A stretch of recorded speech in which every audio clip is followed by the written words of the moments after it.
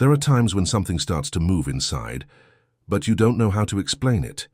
It is not a thought, it is not an emotion, it is not a decision. It's something deeper, a very subtle vibration, like a whisper that comes from the center of the chest and does not come from anything external. It does not respond to goals, personal dreams, or ego desires. It is an ancient force, ancestral, as if a very old part of you that has been asleep for a long time is slowly starting to wake up.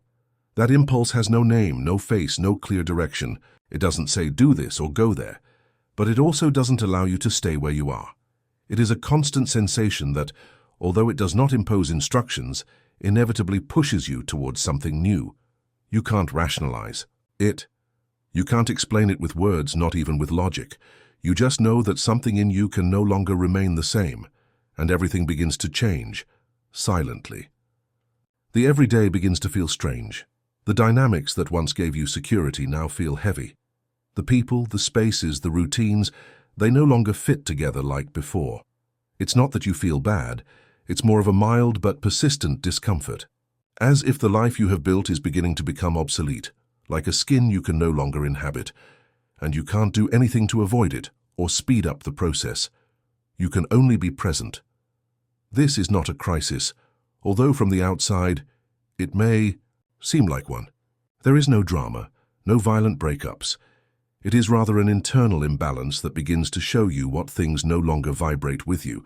Something in you begins to see clearly what you previously ignored, and he does it without judgment, without anger, without guilt. There is just a feeling of this is not for me anymore, which needs no explanation.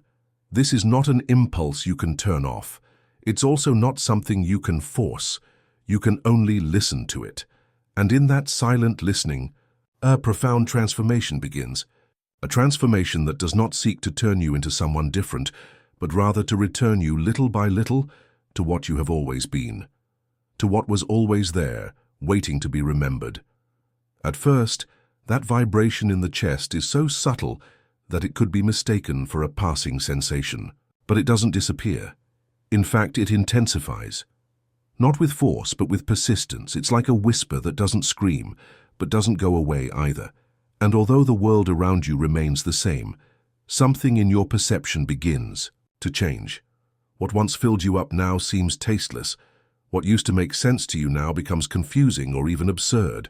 You can't explain to anyone what's happening to you. How to explain that something invisible is asking you for a change.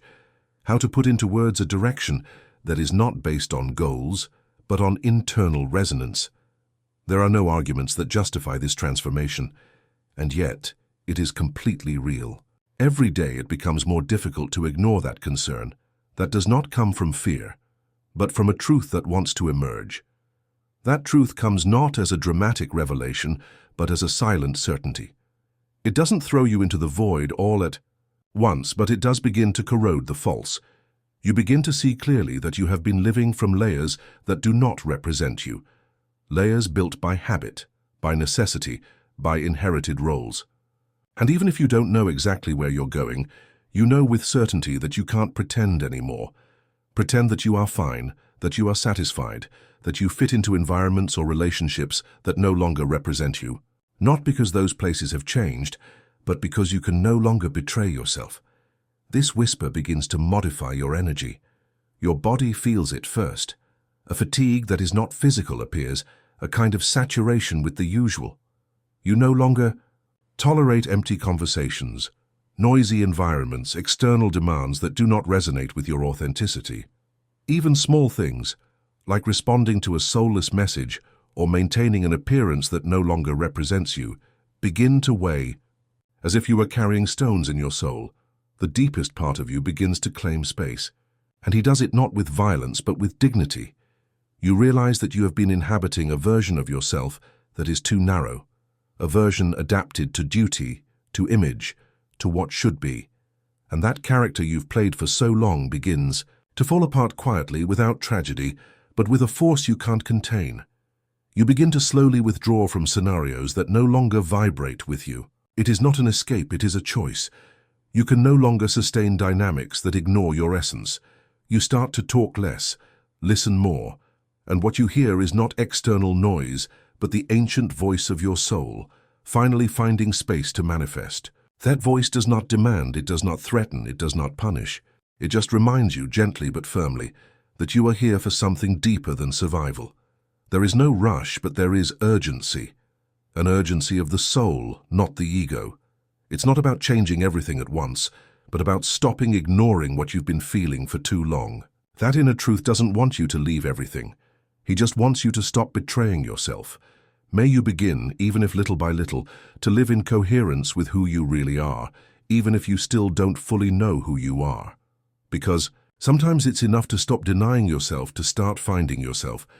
You begin to understand that this awakening does not seek quick answers or external solutions. It is a process of reunion. Every day becomes a sacred space where you can return to yourself, even if it's just for a few minutes. And those moments become anchors, lighthouses that illuminate the truth in the midst of the noise. The soul does not scream, but it does not give up either. It will keep whispering to you until you are ready to listen. This is the seed of awakening. It comes not with fireworks, but with noble discomfort. He doesn't demand explanations, but he doesn't accept excuses either. It is a call that is not shouted from outside, but springs from within. And when you really hear it, you can't go back. Because once you start feeling your soul, everything that doesn't vibrate with it begins to dissolve. And although at first it hurts to let go of the familiar, you will soon discover that nothing true can be lost. Only what is no longer yours falls. When that inner force begins to take up more space, something very subtle but powerful begins to happen. A silent cleansing. It is not a forced cleansing. It does not come from a rational decision, nor from a desire for personal improvement. It is as if the very energy of the soul upon awakening begins to dissolve everything that is no longer compatible with its frequency. And he does it so naturally, so organically, that there is no effort, just truth. You start letting go of things without fighting. Habits that seemed part of your identity simply fall away. There is no longer motivation to maintain ties based on habit or fear of being alone. Relationships that were once important now feel burdensome, not because they have changed, but because you have changed. And there is no drama in the departure, just a deep sigh as if letting go is breathing again. It's as if for the first time you understood that retaining is also tiring. What is most surprising is that it doesn't hurt like before. Goodbyes do not feel like tragic losses, but rather necessary releases, as if everything that goes away was fulfilling a natural cycle. You understand, with silent clarity, that what no longer vibrates with you cannot accompany you to the new internal space you are inhabiting. And that understanding does not come from the mind, but from the soul. It is a wisdom that was not learned, it was remembered. And remembering, in this context, is trusting again in what you always knew. Identity also begins to unravel. What you thought you were, your way of presenting yourself, your achievements, your certainties, even your wounds, begins to seem far away. Not because you reject yourself, but because you expand. You realize that you don't need to be faithful to a story, but to your present truth. And that truth changes, moves, breathes with you. You learn that coherence is not rigidity, it is presence. And living from there is not about knowing everything, but about being honest with what you feel at this moment. During this process, many times you will find yourself letting go without having a new place to reach. And that can generate vertigo. But over time you start to trust. You trust not because everything is clear, but because something within you has awakened the ability to sustain the uncertain without collapsing. You learn that you don't need certainties to have peace. What you need is honesty. And when you are honest with yourself, peace appears even in the midst of chaos. The most valuable thing about this cleansing is that it does not come with self-demand. There are no lists of things you have to let go of. There is no judgment for your attachments. There is only an internal understanding that begins to lovingly separate what still nourishes from what has already completed its cycle. And that distinction does not need an explanation. It is felt in the body. It is perceived in the soul, as if something wiser inside you already knows what's ready to go and just lets it go. Sometimes what goes away are not people or things, but internal dynamics. You stop reacting the same. You stop justifying yourself. You stop chasing. And that is also cleanliness, because letting go is not just stopping having, it is stopping needing. And when something stops being necessary, it stops having power over you. You become lighter not because everything is fine, but because you have stopped resisting. At this point, you may feel lighter, not because everything is resolved, but because you are no longer carrying what does not belong to you. You discover that relief does not come from getting more, but from letting go of what weighs you down. And the more you let go, the more room there is for the new. You don't need to plan it or look for it. The soul creates space for the true to come alone, and when it comes not with noise, but with a peace that feels strangely familiar. This stage is not experienced as a sacrifice, but as a liberation. It's not about giving up, but about recovering. Recover your energy, your time, your clarity, your authenticity. What goes away takes nothing valuable with it. Just free up space for the essentials, and the essential thing does not shout. It does not impress, it does not compete. The essential simply remains. And by remaining, it reminds you of who you are when you stop trying to be what they expected of you. There is a moment in this process when you stop waiting for external cues to move. You stop needing permissions to be who you are, not because you feel superior or enlightened, but because something inside you becomes so clear, so coherent, that you can no longer betray it. And then something powerful happens. You begin to act from a new place, a place that does not respond to fear or guilt or other people's approval. You act from fidelity to your soul. That fidelity does not shout. It does not impose itself. It does not seek to be right. It is silent, but firm. It is the strength that sustains you when everyone around you does not understand your change. It is the compass that, although it does not indicate specific routes, never loses north. You no longer decide based on what others want, expect, or need from you. You decide from what feels true. And that change in the way we decide everything, from the biggest to the most everyday, marks our before and after. You no longer put off your choices for fear of judgment. You no longer stop for fear of error. You begin to act even without certainties, because internal coherence becomes more important than external security. And even if the world doesn't understand your movements, you do understand them. Because they are born from an intimate vow, from a silent commitment to your truth. You no longer need to justify yourself, because you understand that your soul did not come to be explained, it came to be lived. Faithfulness to oneself is not selfishness, it's respect, deep respect for what you feel, for what you perceive, for what you intuit. It is the daily decision not to keep quiet that burns inside, not out of a need to impose your vision, but out of respect for your own integrity. And when you act from there, from that inner center, life responds, sometimes not with applause but with synchronicity, with encounters that seem casual, with decisions that flow, with doors that open when you stop forcing. It is at this stage where many masks fall, not because you tear them off but because you no longer need them. You stop playing the role of someone who pleases, someone who complies, and someone who adapts. You no longer want to support empty characters, and in that natural fall, something purer emerges. Your authentic presence. Not perfect, but real. Not ideal, but honest. And with that presence also comes a new way of relating. You no longer enter links to fill gaps or meet expectations. You connect from the truth, from the possibility of sharing, not begging, from the desire to grow together, not to bind each other. You start surrounding yourself with people who don't ask you to edit yourself, people who honor your sensitivity, your intensity, your depth, because they are also connecting with theirs. When you are faithful to yourself, you discover that silence is no longer loneliness. It's company, company of yourself. And there, in that space of internal intimacy, something transformative happens. You stop feeling fragmented. What you think, what you feel, and what you do begin to align. And that alignment, although not always comfortable, is freedom. You no longer do things to be loved, to be seen, to be validated. You do them because they resonate with you, because they are aligned with what you now understand to be your truth. And if that means disappointing other people's expectations, you accept it. Because you understood that no one can truly love you if you don't love yourself enough to be honest with what you need.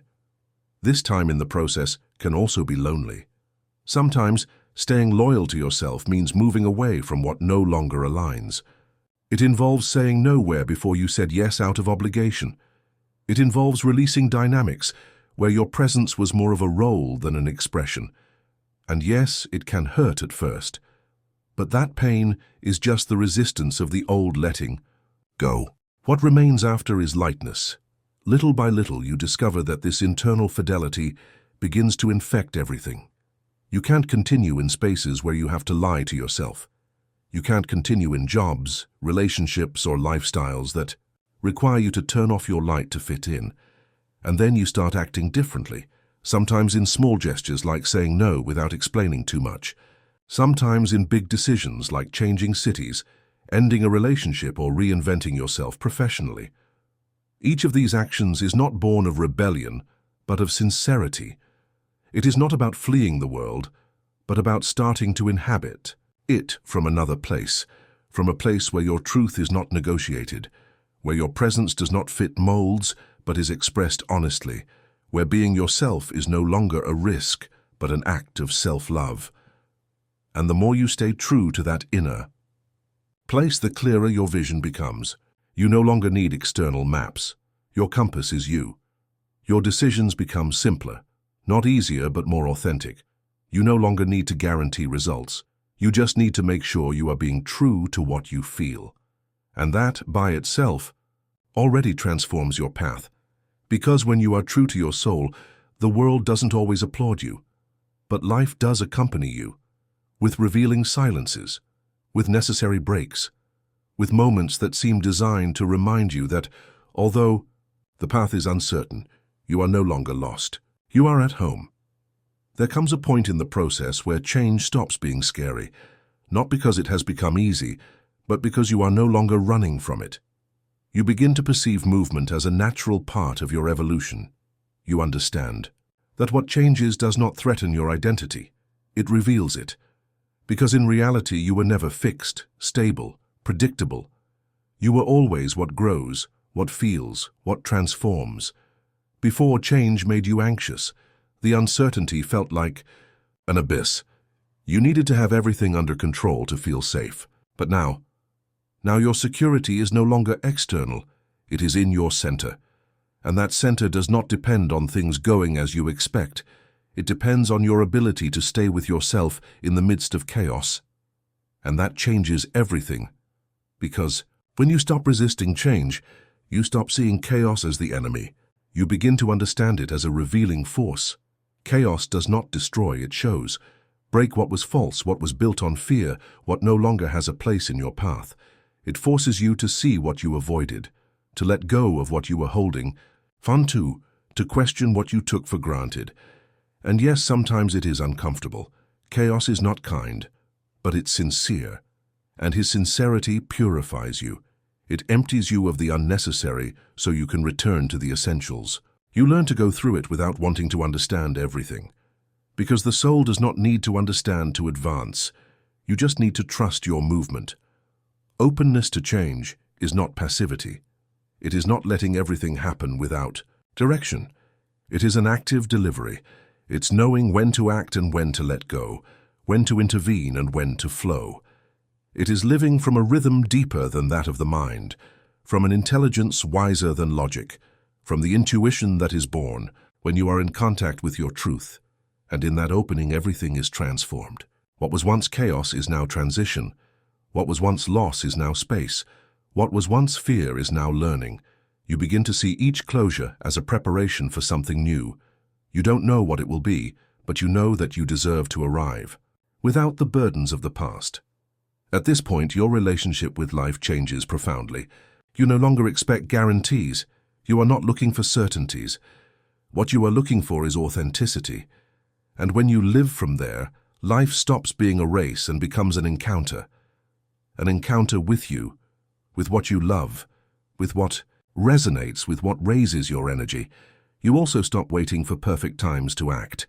You discover that perfection is not in control, but incoherence, that the perfect is not what does not fail, but what is born from the soul.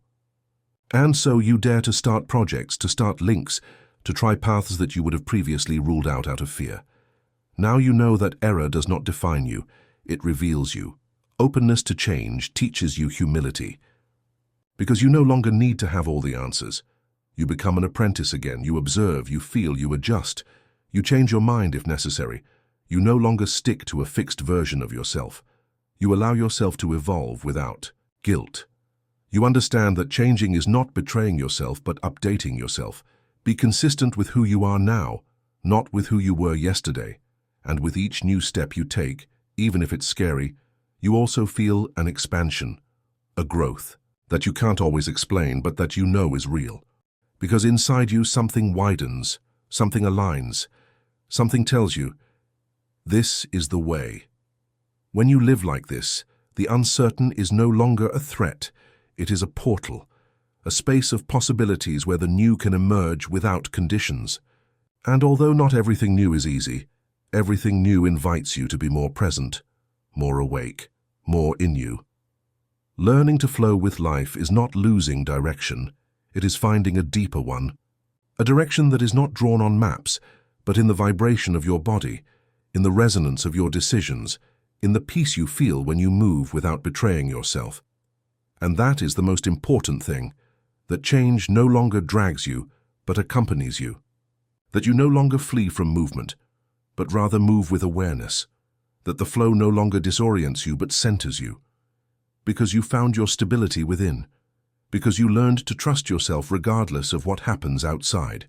And with that trust, life also begins to trust you. It gives you new scenarios, new encounters, new versions of yourself that you never even imagined before. Not because you have conquered something, but because you became an available channel for what is alive, for what is true, for what is aligned with the pulse of your soul. After all the internal process, an inevitable moment arrives. The truth wants to speak, not from the mind nor from the need to convince anyone.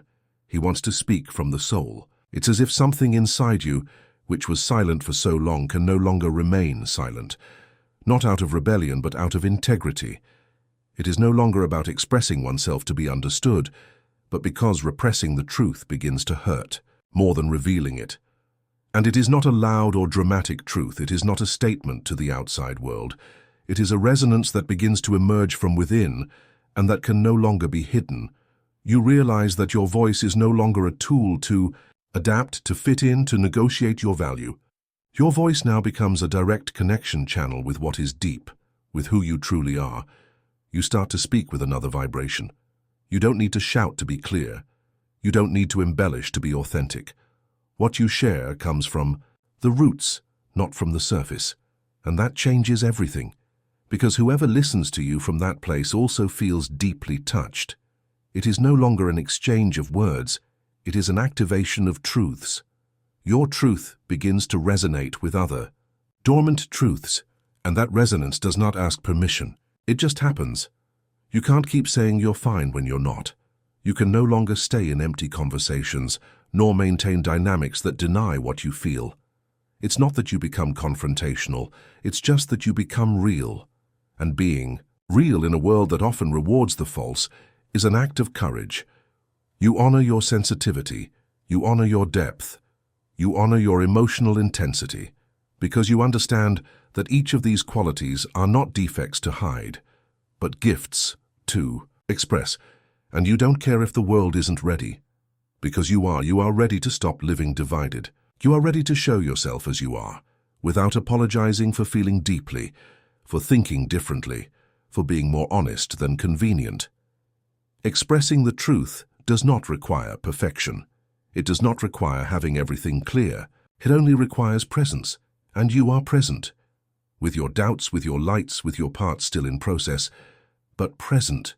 And that's more valuable than any perfectly polished character, because authentic presence has a power that cannot be faked. It has a vibration that transforms. Sometimes you don't need to say much. Just your look, your silence, your way of being is enough. And the most beautiful thing is that, by expressing yourself from that place, your environment also changes. People who really see you begin to approach you, that don't stay on the surface, that they don't love you for what you do but for what you are. And other people simply walk away. There is no conflict, there is no drama, just a natural rearrangement, because the truth organizes. And where there is truth, the false cannot stand. You realize that you no longer need big stages to feel valid. Every time you speak your truth in an intimate conversation, in a personal decision, in a silent choice, you are reaffirming your path. You are making it clear to yourself that you will no longer hide, that you are ready to live your life out loud, even if that voice is soft. Because authenticity is not measured by volume, but by the clarity with which it vibrates. And from there, each expression becomes sacred, not because it is perfect, but because it is true, even when you stutter, even when your hands shake, even when it still scares you. You keep talking, you keep showing yourself. You continue to honor the life that expresses itself through you, and the more you do it, the more everything aligns. Because you finally understood that your truth is not just a message, it's your medicine. It's your way of healing. It's your way of coming back to yourself every time the world tries to distract you. And the more you express it, the more you recognize yourself. The more you remember, the more you free yourself. It's not about convincing, it's about vibrating. Vibrate in tune with who you are, with what you know, with what you can no longer ignore. And in that act of truth, something is anchored, something is stated, something says, "Here I am, and this that I am is enough." At the end of this silent journey, you realize something essential. Purpose is not a distant goal, it is not a title, nor a recognition, nor an achievement to achieve one day. It is a way of being in the world, a way to inhabit your life with presence, with truth, with coherence. And when you get to this point, you understand it with a clarity that needs no explanation. Because you feel it. Because you are. You no longer need to look outside for what once seemed so urgent. There is no longer an anxiety about finding your place or accomplishing a mission, because you understand that the purpose is not found, it is embodied. It is lived in every gesture, in every word, in every choice you make from your conscience. It is expressed when there is alignment between what you feel, what you say, and what you do. And then even the most everyday becomes sacred. Making a coffee, saying no, listening in silence, breathing carefully. Everything makes sense when you do it from the soul. You no longer live running into the future. You live from the present, knowing that every moment is an opportunity to be what you came to be, without external expectations, without the pressure of arriving. Simply being.